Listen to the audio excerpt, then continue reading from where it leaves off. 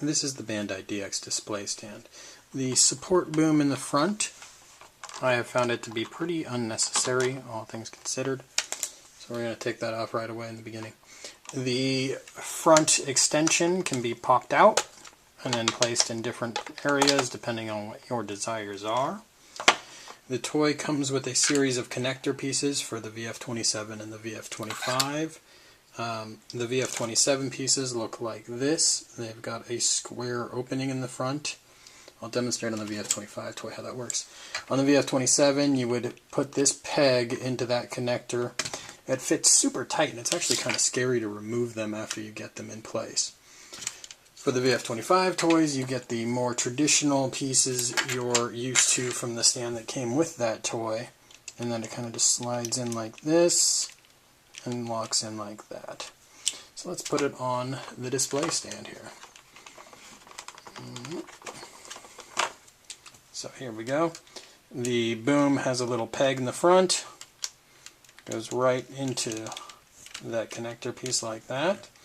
There's a piece for the rear that slides into the feet and then goes in like that.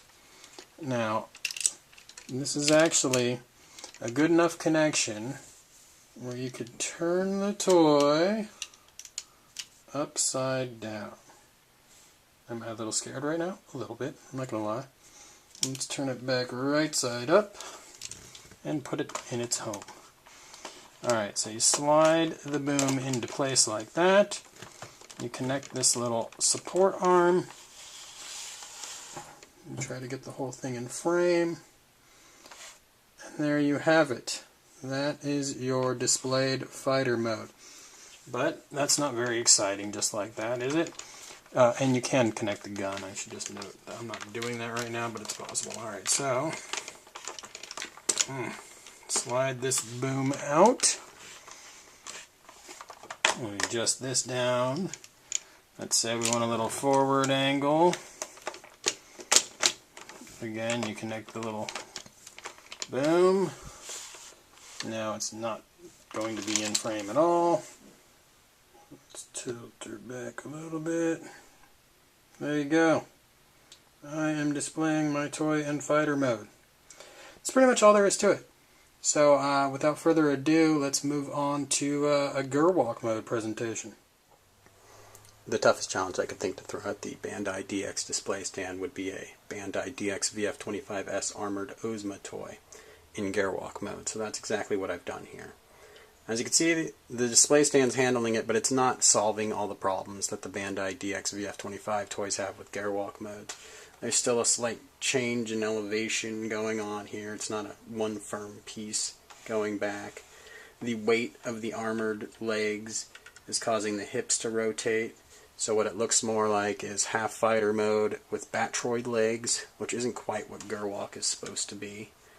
Let's spin this around. So what the Bandai DX display stand does is it gives you two options. Bandai calls it option A and B.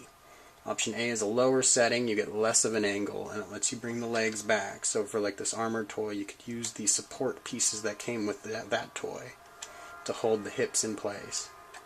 And it doesn't look like a bird swooping in, which is kind of what I always picture for gerwalk. So option B brings the back up, gives you more of that angle, lets your hips drift forward, but you still have that little hump. Now you can correct that hump, but over time it's just going to fall back down because it's the weight of the back of the plane that's causing it. And that support isn't quite enough to alleviate that. So overall, the display stand helps, but it doesn't solve the problems of the Bandai DX VF25 toys in gerwalk mode. So I still would recommend those toys on this display stand in fighter mode. This is the point where I'd normally move on to Batroid mode and show you the display stand showing off some sweet poses, but Bandai did not include a connection piece for Batroid mode. They're going to be mailing that out separately, so that's something to consider if you're buying one aftermarket now. So I'll just run through some pros and some cons on the display stand now. First, a couple cons. One, fighter mode VF27 can't have its gun attached. That huge gun just won't work. The VF25 toys, as I mentioned before, does work. Two, there's no articulation point at the end of the boom.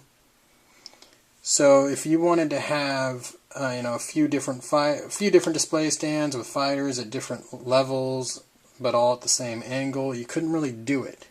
You're kind of locked into whatever angle you're going to have, depending on how the boom is. There's no tilt at the top, there's no angle at the top, it's whatever your little connection piece has angled at. That's what you're doing. So that's something to consider. There are cheaper, more posable display stands out there. This is obviously very sturdy. You have 4 main angles to work with.